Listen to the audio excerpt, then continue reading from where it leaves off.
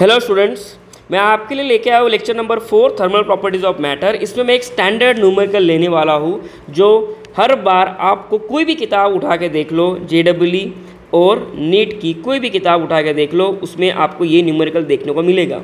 इसे कहा जाता है final temperature of mixture type question, final temperature of mixture type question. ठीक है, तो इसको मैं सोल्यूशन देता हूँ। चलो देखो, सबसे पहले गिवन डेटा लिख लेते हैं। हम गिवन डेटा लिख लेते हैं।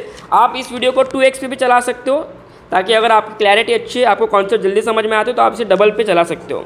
मास ऑफ आइस दिया गया है बच्चों, आपको कितना है 100 ग्राम। कितना मास दिया गया है 100 ग्राम। ओके, टेम्परेचर ऑफ आइस दिया गया है आपको, कितना दिया गया है 0 डिग्री सेल्सियस। ठीक है, इज मिक्स विथ वाटर का मास दिया गया है आपको 100 ग्राम। कितना टेम्परेचर है वाटर का 100 डिग्री सेल्सियस। चलो ठीक है, the final temperature of mixture is. देखो ये क्वेश्चन क्या होता है, समझो ज़रा मेरी बात को।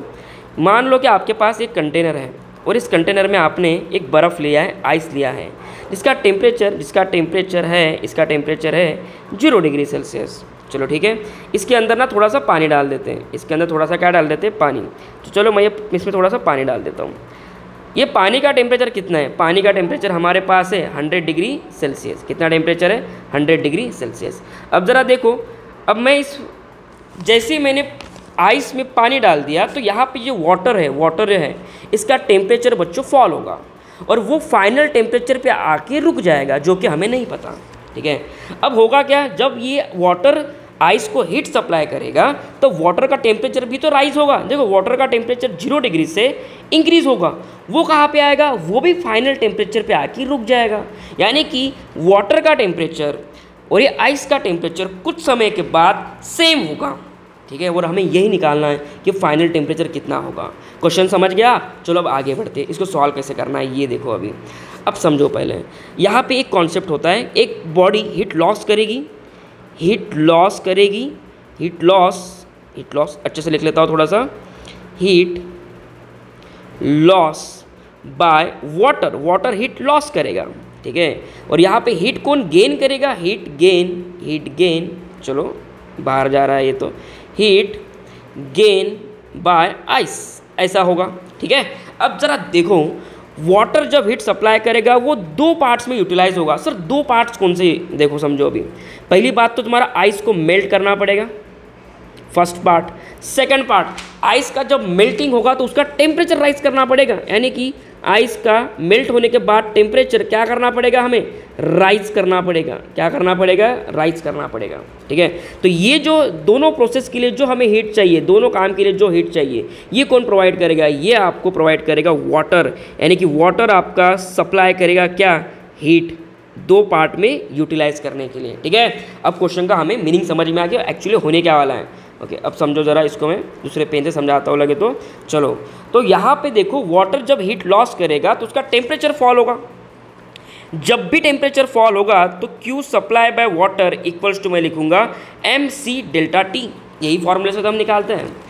और यहाँ पे ये हीट जो है MC डेल्टा T 2 पार्ट में यूटिलाइज होगी, तो मैं इसे लिख लेता हूँ sorry, Q supply by water equals to Q, यहाँ पे मेल्टिंग लिख लेता हूँ मैं, मेल्टिंग के लिए यूज़ होगा, प्लस Q टेम्परेचर राइज के लिए होगा, टेम्परेचर राइज ऐसा मैं लिख लेता हूँ। ठीक है, अब लिख लेता हूँ फॉर्मूले इसके। चलो, Q वाटर कितना हीट सप्लाई करेगा, तो उसका फॉर्मूला रहेगा बच्चों MC डेल्टा T। बस यहाँ पे मुझे क्या लिखना पड़ेगा, mass of water, C of water. ठीक है, इक्वल्स टू अब 2 पार्ट में यूटिलाइज होगी। एक तो आइस को मेल्ट करना पड़ेगा, आइस को मेल्ट करने के लिए कितनी हीट चाहिए, उसका मास लगेगा मुझे आइस का, मास of ice multiplied by latent heat of fusion लगेगा मुझे, या लैटेंट हीट ऑफ आइस लगेगा।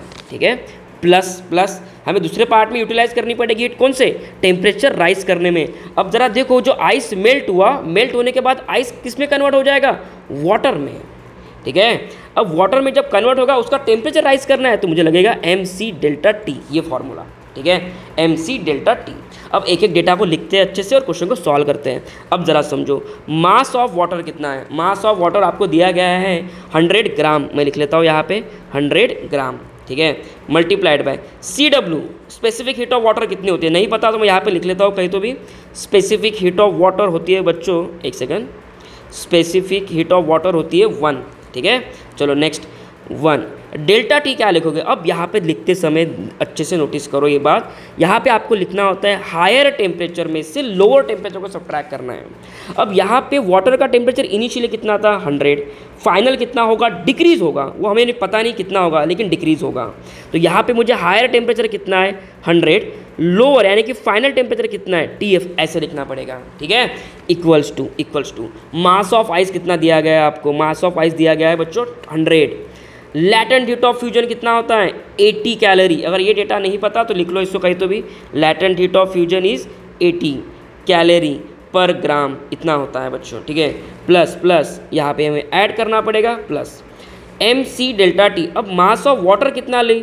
अब देखो यहाँ पे जो बच्चों वाटर आइस जिसमें मेल्ट हुआ वो मास लेना पड़ेगा। हमारे पास आइस कितना था? आइस हमारे पास 100 था, 100 ग्राम था। तो जो वाटर डेवलप हुआ आइस के मेल्ट के कारण वो भी कितना है 100 ग्राम, ठीक है। अब जरा देखो स्पेसिफिक हीट ऑफ वाटर लेना पड़ेगा मुझे यहाँ पे, जो कि कितनी होती है 1। अब दिक्कत क्या है देखो, 99% बच्चे कहाँ गलती करते ये समझो, प्लस 100 × 1। जब मैं डेल्टा T लिखने जाऊँगा यहाँ पे डेल्टा T, तो यहाँ पे higher temperature minus lower temperature लिखना है। अब जरा देखो जब ये आइस मेल्ट होगा तो उसका टेम्परेचर पहले 0 होगा, वाटर बनने के बाद भी उसका टेम्परेचर 0 ही होगा। अब इसका टेम्परेचर राइज होगा और फाइनल टेम्परेचर क्या होगा TF। तो यहाँ पे वाटर का टेम्परेचर बढ़ने वाला है तो मैं हायर टेम्परेचर को पहले लिखूंगा यानी कि TF को पहले लिखूंगा, माइनस लिखना पड़ेगा मुझे लोअर टेम्परेचर दैट इज 0। अगर ये बात आपको समझ में आ गई तो आपको मैं कह रहा हूँ कि कोई भी क्वेश्चन आपको मैं दे दूँ ये टॉपिक पे ये पॉइंट पे इजीली सॉल्व हो जाएगा। कॉन्सेप्ट समझ में आ गया? अब मैं डेटा को इरेज कर देता हूँ, आप वैल्यूज़ लिखने लगे तो चलो ठीक है। अब इसको मुझे खाली सॉल्व करना है। अब देखो सॉल्व कैसे करता हूँ मैं, सिंपल तरीका है, 100 को अंदर मल्टीप्लाई करो और इधर भी मल्टीप्लाई करो, यानी कि 100 × 100 ये हो जाएगा बच्चों 10 टू दी पावर, इसको ऐसे लिखते हैं 100 × 100 ही लिखो, माइनस 100 × T फाइनल, ठीक है। इक्वल्स